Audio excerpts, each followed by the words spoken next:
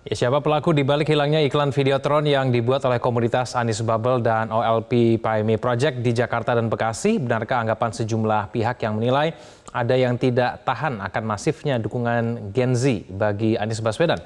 Kita akan membahasnya bersama dengan jubir Timnas Amin, Geis Khalifah, dan mantan Bawaslu Republik Indonesia, Nasrullah. Pak Nasrullah, Bang Geis, selamat sore. Selamat sore, Assalamualaikum. Ya, waalaikumsalam. Terima kasih atas waktunya bersama kami, Bang Geis dan juga Pak Nasrullah. Hingga sampai saat ini kita belum tahu persis apa yang kemudian menyebabkan Videotron Anies ini turun ketika baru 1 hari tayangkan. Kami juga sudah berusaha untuk mengundang pihak pemasang maupun pihak swasta yang mengetahui pemasangan itu, namun semuanya berhalangan hadir. Namun kita sama-sama akan menyimak dulu pernyataan dari teman-teman OLP Project selaku gerakan swadaya ya yang memasang Videotron pasca kemudian turun.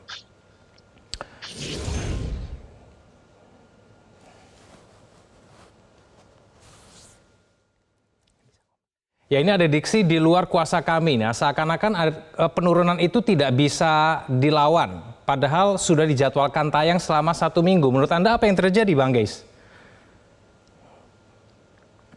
Bukan pertama kali ya dalam konteks semacam ini. Jadi ini ada runtutannya.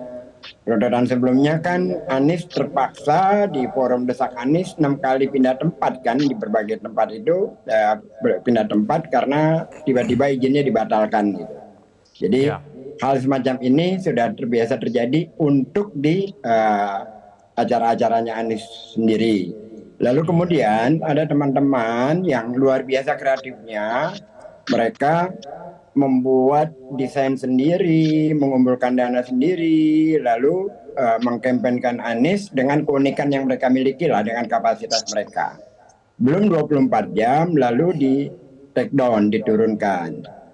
Saya kira ini adalah problem dari ketidaksiapan dalam berdemokrasi, karena runtutannya jelas kok ada, bukan sekali 2 kali, berkali-kali terjadi terhadap apa yang terjadi terhadap Anies terus sudah berkali-kali terjadi dalam berbagai bentuknya gitu. Nah, syukurnya teman-teman dari Humanis ini mereka itu mengikuti gayanya Anies. Mereka tidak bertangis-tangisan, tidak membuat melo di media sosial. Mereka tegar sebagaimana Anies ketika dihadang pada saat turun ke lapangan ketika Persija Jakarta juara. Padahal Anies pada saat itu gubernur. Di tengah orang banyak, Anies sebagai gubernur dihadang untuk turun. Jadi kalau hal seperti ini sudah biasa terjadi dan terbiasa kami alami, dan alhamdulillah kita selalu menanggapinya dengan senyum, dengan tegar, dan kita jalan terus. Dan ternyata teman-teman K-popers itu juga yang disebut dengan Humanis itu membuat lagi di Gorontalo, di Surabaya, juga di Medan. Artinya bahwa mereka jalan terus dan mereka bersiap dengan situasi yang tidak demokratis sepertinya.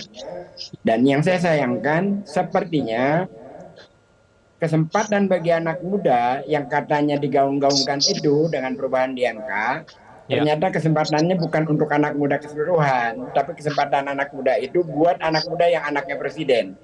Tapi bukan untuk anak muda mereka yang kreatif itu. Saya kira itu. Baik, saya ke Pak Nasrullah. Pak Nasrullah, kalau Anda membaca mengenai diksi itu, apakah ada indikasi pelanggaran menurut Anda? Ya, jadi Bung Kevin, Bawaslu mestinya harus segera menindaklanjuti terkait dengan laporan. Karena memang terdapat ada beberapa laporan.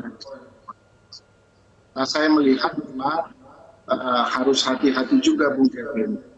Jangan sampai persoalan antara pihak juga dengan bisa jadi timnya Anies atau pihak yang ditunjuk oleh Anies. Jadi bisa jadi ada prestasi dan sebagainya. Tapi sebenarnya jika itu menyangkut tentang prestasi antara pihak swasta ini dengan capres tertentu atau mungkin pihak yang ditunjuk oleh Pak Anies dalam kapasitas sebagai capres, maka tidak bisa masuk menjadi orang domain Bawaslu. Tapi kalau ternyata pihak swasta ini diintervensi sehingga itu bisa menyebabkan turunnya videotron tersebut, maka mau tidak mau Bawaslu harus bisa segera menindaklanjuti. Jadi Bung Kevin, tidak ada alasan juga Bawaslu untuk tidak menindaklanjuti. Memang sudah ada laporan yang masuk, apalagi Bawaslu sudah mengetahui. Ya, Pak Nasrullah, tapi kalau membaca mengenai alasan dari teman-teman OLP Project itu, apakah mungkin ini hanya persoalan teknis belaka saja di pihak swastanya begitu? Ada hal-hal di luar kuasa kami begitu? Apalagi tadi Bang Gis mengatakan ini sebetulnya terkait dengan beberapa kendala yang dialami oleh Anies dalam kampanyenya begitu. Kalau mendengar cerita tadi sudah biasa hanya dihadapi oleh kawan-kawan dari Anies, maka bisa terjadi kemungkinan besar memang ada intervensi. Ya, karena ya terbukti iklan-iklan yang lain misalnya itu tetap jalan seperti biasa melalui media elektronik ini, video tersebut.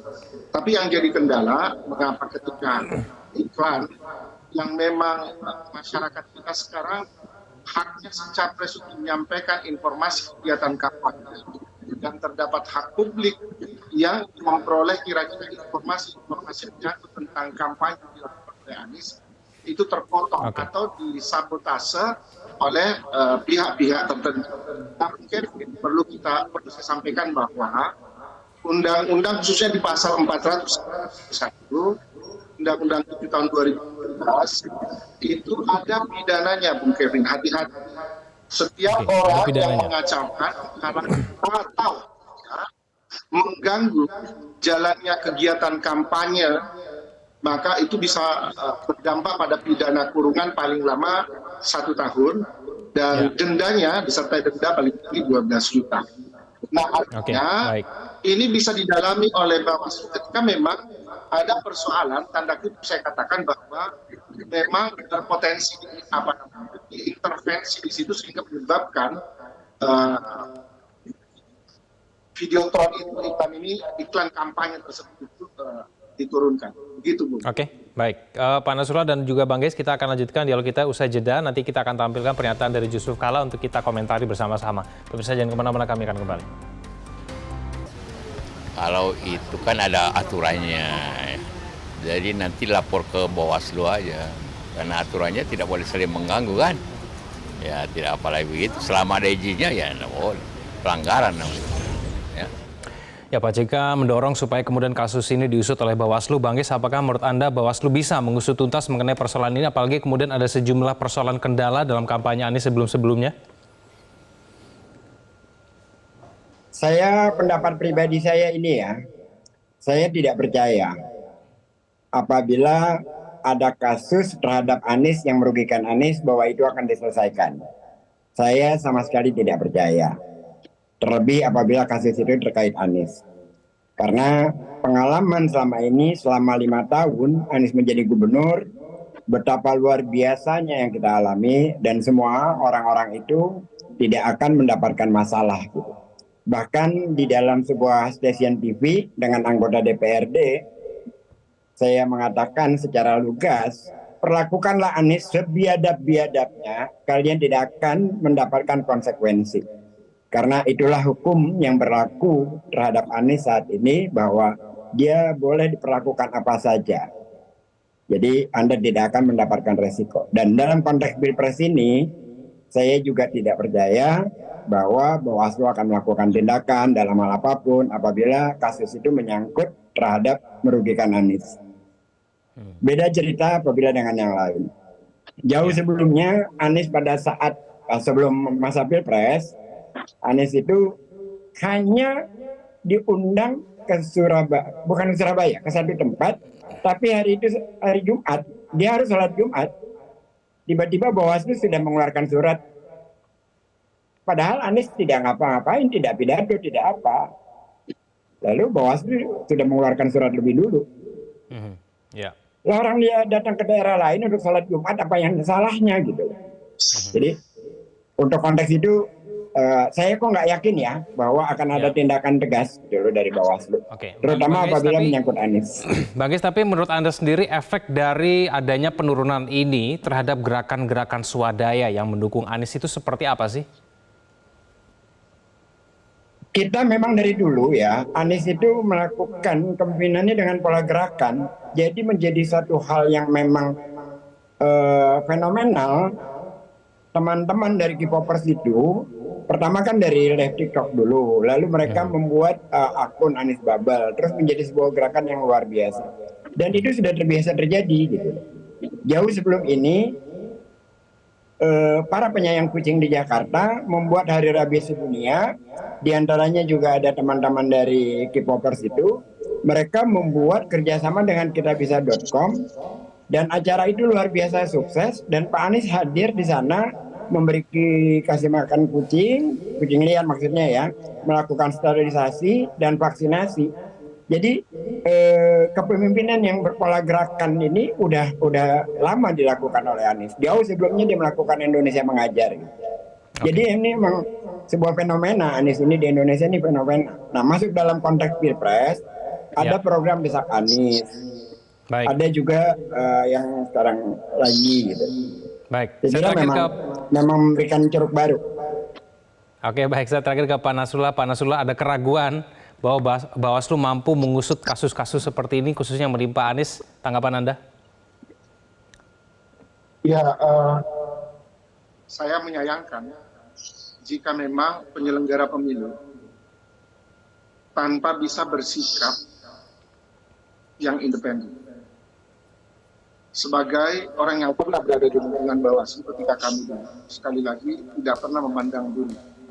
Apapun itu di hadapan kami, ya, ketika dihadapkan pada situasi yang memang harus kami lakukan, langkah-langkah dalam kerangka penegakan hukum yang berlaku.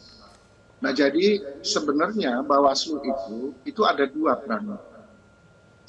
Dia bersikap pasif ketika dia tinggal menunggu laporan. Tetapi bisa juga dia bersifat aktif ketika dia memang dia menemukan di lapangan fakta-fakta yang ada. Nah, informasi melalui media sosial atau media apapun itu, ketika terjadi penurunan misalnya seperti video teror ini, maka Bawaslu dengan sikap yang aktifnya bisa melacak itu tanpa harus dia menunggu adanya laporan. Nah, itulah yang sebenarnya diharapkan oleh publik. Harapan besar kita terhadap Bawaslu ini tidak boleh hanya berpangku tangan pasif selamanya seperti itu. Maka dia harus bergerak dan mencari informasi. Klarifikasilah segera pihak swasta itu dan temukan kira-kira siapa di balik itu. Kalau sudah ketemu siapa di balik itu sekali lagi saya ingin menggunakan ketentuan yang berada di dalam Undang-Undang Nomor 7 Tahun 2017, khususnya 491 pasal itu. Maka coba ditegakkan aturan itu, panggil dia, siapa yang mengintervensi itu, lalu ya proses sesuai dengan ketentuan yang berlaku, terutama di Perbawaslu itu. Oke, kita akan tunggu nanti Pak Nasrullah bagaimana sikap proaktif dari Bawaslu itu sendiri. Terima kasih Pak Nasrullah, terima kasih Bang Gais telah bergabung bersama kami di Prime Time News. Jelajahi cara baru mendapatkan informasi. Download Metro TV Extend sekarang.